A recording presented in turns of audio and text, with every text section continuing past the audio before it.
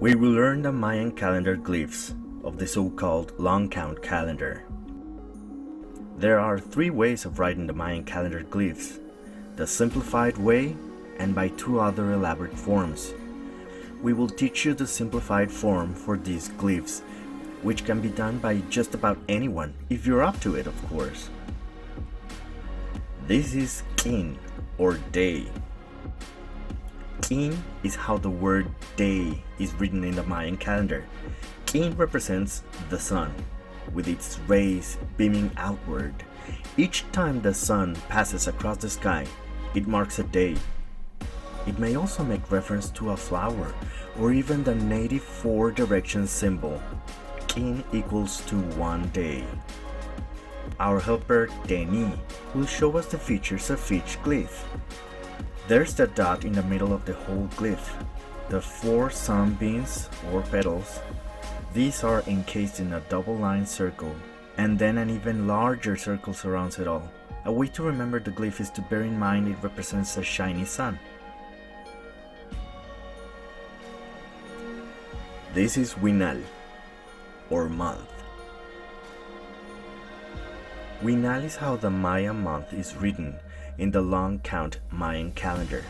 Winal represents an open mouth of a frog, perhaps a lizard, or even both, with its upper and lower teeth, as well as the curls of the corner of the mouth. Winal equals to 20 days.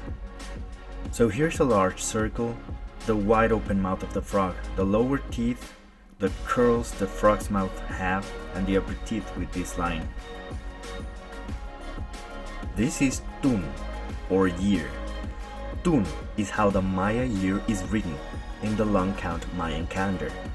Tun means stone because each new year a stone monument was set during festivities. The written form of the Tun glyph represents also a Tun drum with its 2 representative cuts. This because the passing of years is the drum beating, which marks the rhythm of time. Tun equals to 360 days or 18 winals.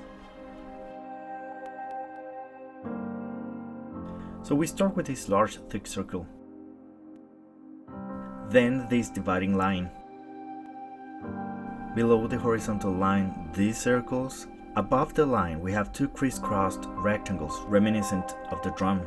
Don't forget this circle right here, which looks like a cute mouth, and which is similar in shape with the other circles. And a double line arc surrounding the 2 rectangles. This is Katun, or 2 decades. Katun is how the 20-year period is written in the long count Mayan calendar. Katun represents the Tun glyph crowned with the Ka glyph, which means dancing and feathers. Since each year is a drum beating, the Katun is the complete composition of the melody, and indeed, each new Katun was celebrated with magnificent festivities. Katun equals to 20 years.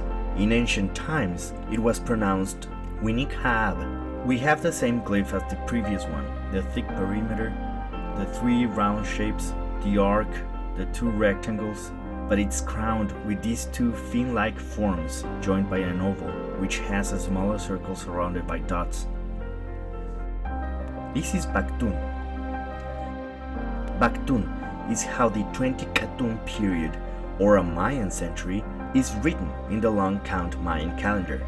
The Baktun glyph represents a bundle, and even a gird of a skirt or a garment, and even a bind like those to keep goods in a back rack.